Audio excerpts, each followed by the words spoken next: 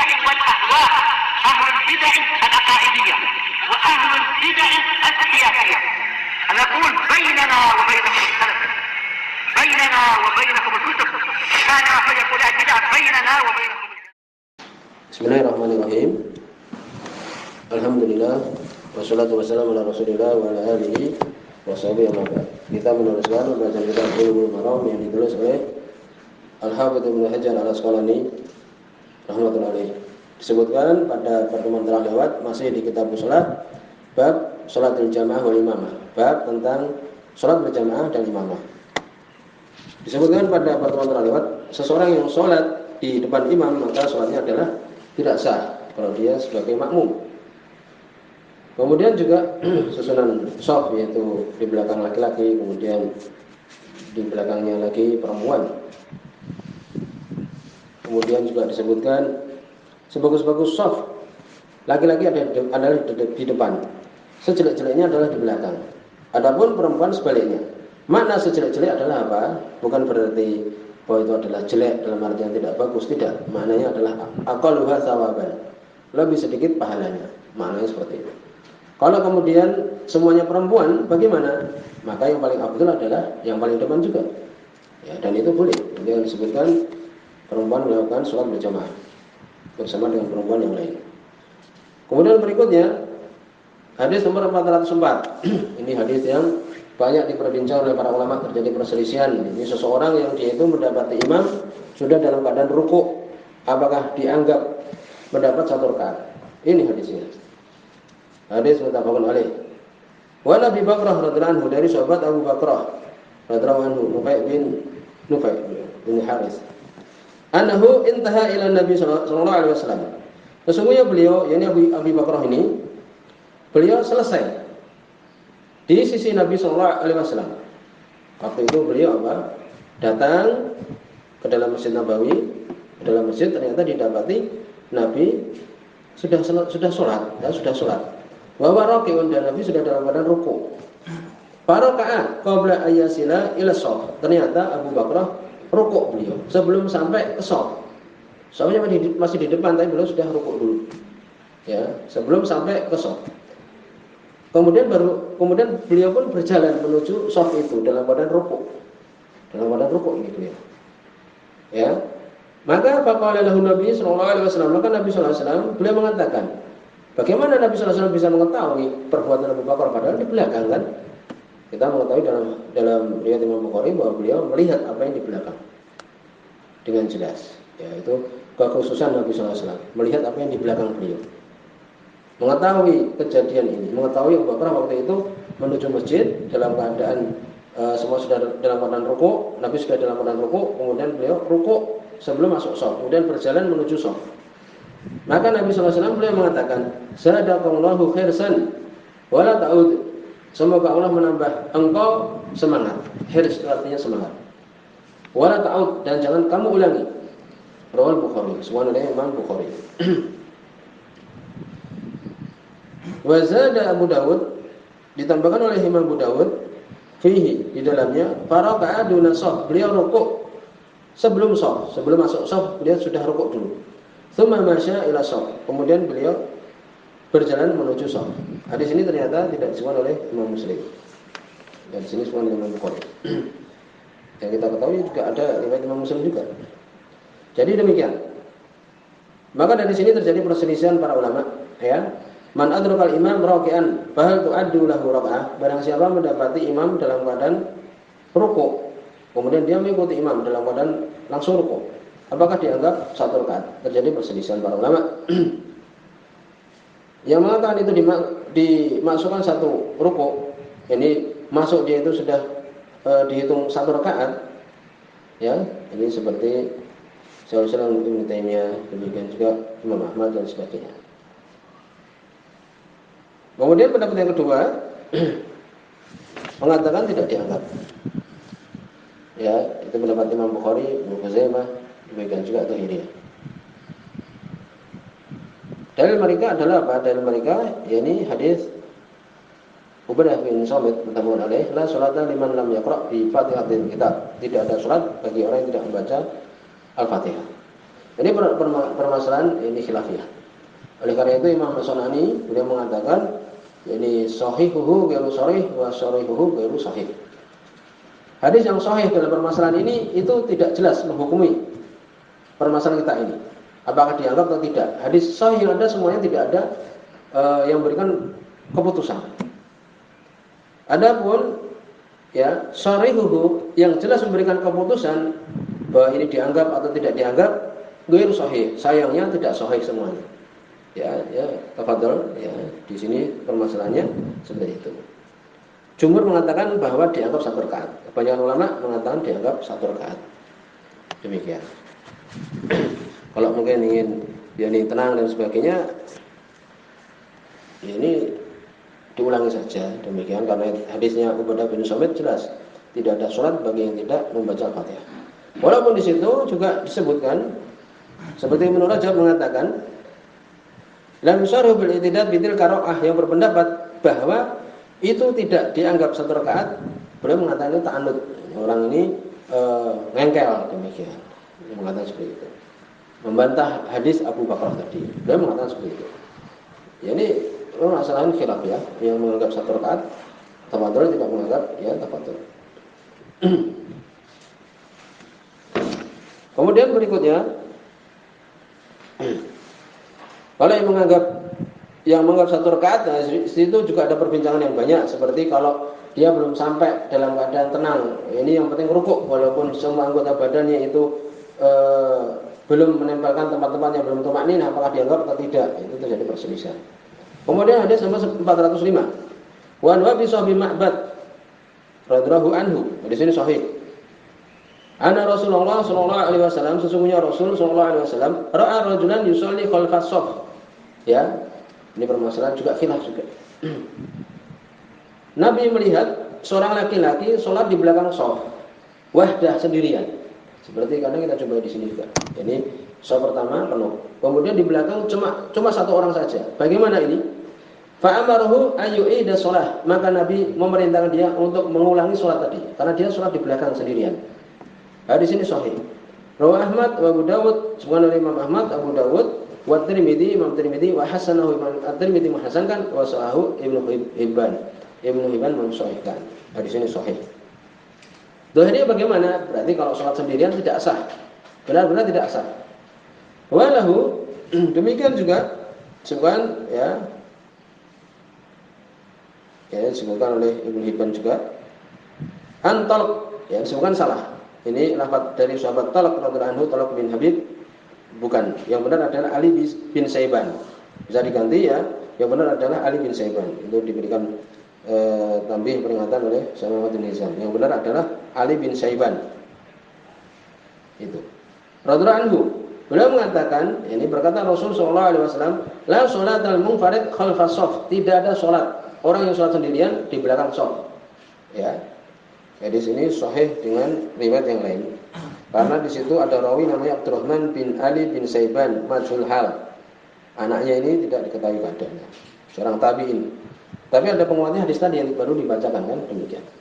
Wa zada at-Tabrani, Imam at-Tabrani menambahkan fi hadis wa bisa dalam hadis wa bisa yang di atas itu, ya kan? Ditambahkan ala dakhalta ma'hum. Ya, tapi kita peringatkan dulu hadis ini dhaif. Ya, di situ ada As-Suri bin Ismail matruk, ditinggalkan orang ini, balqudib, bahkan dikatakan dia pendusta. Ya. Hadis ini adalah dhaif jiddan, lemah sekali. Apa lafadznya itu? Ya, ini Nabi sallallahu alaihi wasallam mengatakan hadisnya dhaif ya. Ala dakhalta ma'hum. Kenapa engkau tidak masuk bersama dengan mereka? yakni masuk ke shaf yang sudah ada, sudah penuh itu masuk saja. Au ittararta rajulan, atau engkau menarik satu orang yang di depan kamu. Tapi di sini itu ya. Maksudnya di sini ada bimbingan seakan-akan kalau sholat kita sendirian, kita desel saja masuk di shaf yang di depan itu, atau tarik satu orang ke belakang. Salat biar aman seperti itu. Walaupun di sini dhaif, tapi ini penyelesaian di antara penyelesaian yang bagus. Tapi jangan ditarik kasar itu, enggak, tarik ke belakang dengan bagus, dengan sopan demikian. Ya. Maka dari sini terjadi perselisihan para ulama. Salatul fadh khalfal shaf, salat sendirian di belakang shaf bagaimana? Ada yang mengatakan sahih, itu pendapat Imam Syafi'i, ya. Sesuai hadis Abu Bakrah, menurut dia Abu Bakrah waktu itu kan dia takbir di belakang kan, kemudian rokok berjalan kan demikian. Ini dalilnya, tapi dibantah oleh Ibnu Taimiyah rahmatullahi alaih bahwa di situ bukan berarti dia di belakang shaf, dia kan kemudian menuju shaf kan demikian jawabannya. Kemudian pendapat yang kedua butlan, batal salatnya. Itu pendapat Hasan bin Shalih, Auza'i, Imam Ahmad, Ishaq, Waqi', Ibnu Munzir, demikian juga Al-Dhahir. Hadis tadi yang telah lewat. Yang benar adalah batal salatnya. Dan situ diperbincangkan, Syekh Utsaimin berpendapat, beliau mengatakan kalau kemudian tidak ada ini Syekhul Islam, demikian juga Syekh Utsaimin, kalau memang tidak ada orang sama sekali karena hajat juga keperluan, maka ya sudah, yusolli munfaridan, salat di belakang sendirian. Sahih. Ini menurut Syekh Utsaimin demikian. Tapi lebih aman bagaimana? Ya ini kita menunggu. Kalau tidak ada orang sudah salat sendirian. Ya demikian. Jadi yang benar adalah apa? Salat tidak sah. Sebagaimana hadis tadi jelas sekali. Syekh Utsaimin boleh berpendapat kalau terpaksa maka salatnya sah. Ibnu Taimiyah karena hadis tadi dhaif, beliau tidak menganjurkan untuk menarik. Tidak menganjurkan untuk menarik orang tersebut. Disebutkan di sini bagaimana kita berbuat kalau ternyata tidak ada yang menemani kita. Ini idza stata'a ayyuqariba bainal ma'mumin hatta yajida makanan fayadkhulu fihi. Kalau mampu masuk dalam shaf, itu ya jalan keluarnya. Fa'al dilakukan. Wa illam yastati', kalau tidak mampu wastata'a ayadkhula ila yaminil imam, mampu untuk salat di samping kanan imam. Itu biasa dilakukan dulu. Jadi masuk ke depan. Tidak terlalu jauh, tapi kalau jauh sekali memberatkan, mengganggu makmum dan sebagainya, jangan dilakukan. Tapi kalau cuma dekat boleh. Tapi ini dilakukan kalau orang mengenal sunnah kan demikian. Di samping imam itu boleh, tidak ada keraguan. Ya, maka dilakukan seperti ini. Kalau tidak mampu bagaimana? Ya, apakah boleh untuk dia menarik orang yang di depan dia, sebagaimana tadi disebutkan? Sebagian mengatakan makruh, tidak boleh. Imam Ahmad, Imam Malik mengatakan tidak boleh. Ya. Tapi yang benar ulama alam, ya.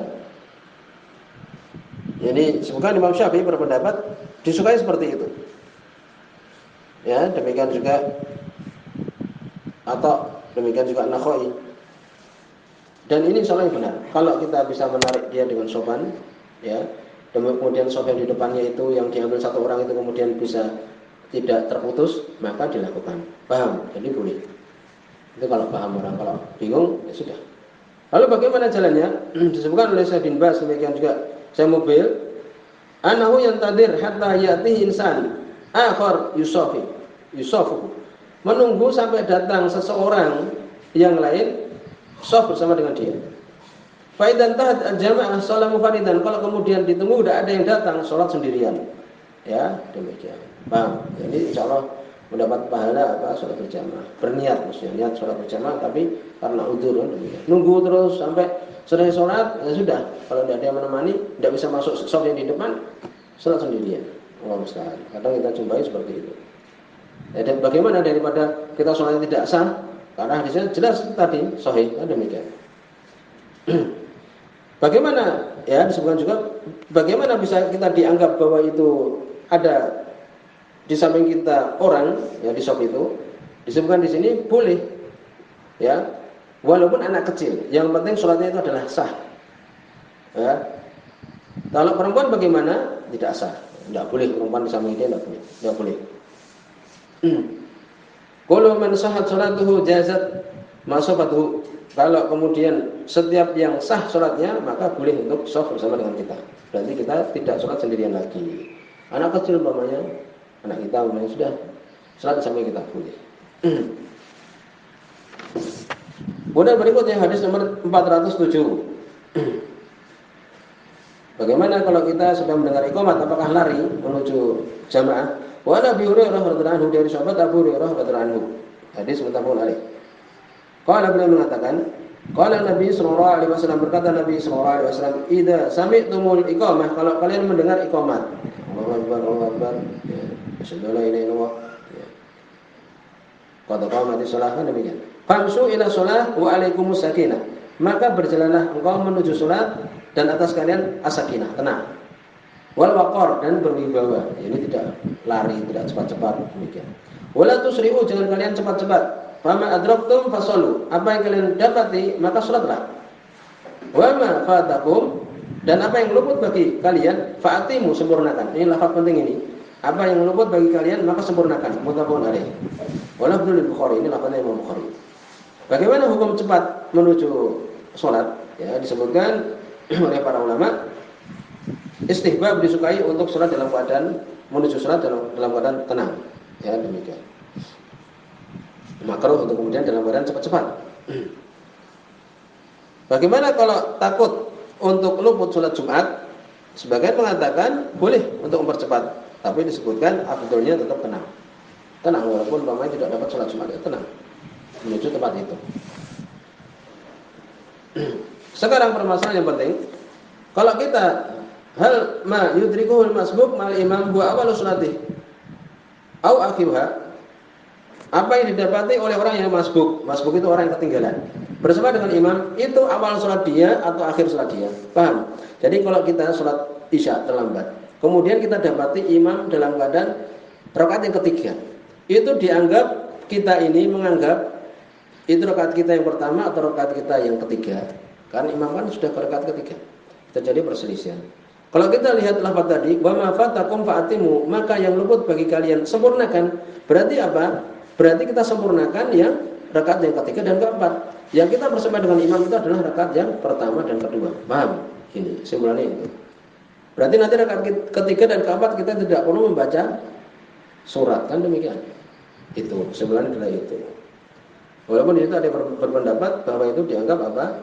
Dianggap ketika bersama dengan imam itu ya sudah ikut imam juga. Itu juga rakaat kita yang ketiga dan keempat juga. Berarti yang ketinggalan itu, yang kita sempurnakan itu kita membaca surat juga. Tapi pendapat yang pertama tadi lebih sahih insyaallah. Jadi ketika kita selesai salam imam, kita berdiri lagi, kita menganggapnya rakaat yang ketiga. Tidak perlu membaca apa? Surat. Demikian juga setelahnya rakaat yang keempat. Mereka juga menyebutkan boleh kita ketika mendapati imam rakaat yang ketiga itu kan, ternyata masih ada waktu. Masih ada waktu untuk kita membaca surat, boleh. Paham? Ketika imam itu rakaat yang ketiga, kita baru datang. Ternyata masih ada waktu kita membaca surat, boleh. Ya. Karena Nabi juga pernah melakukan ketika sholat zuhur, di rakaat yang ketiga beliau panjang juga, membaca surat juga. Demikian. Insyaallah di sini subhanakallahumma wa bihamdika asyhadu an la ilaha illa anta astaghfiruka wa atubu ilaik.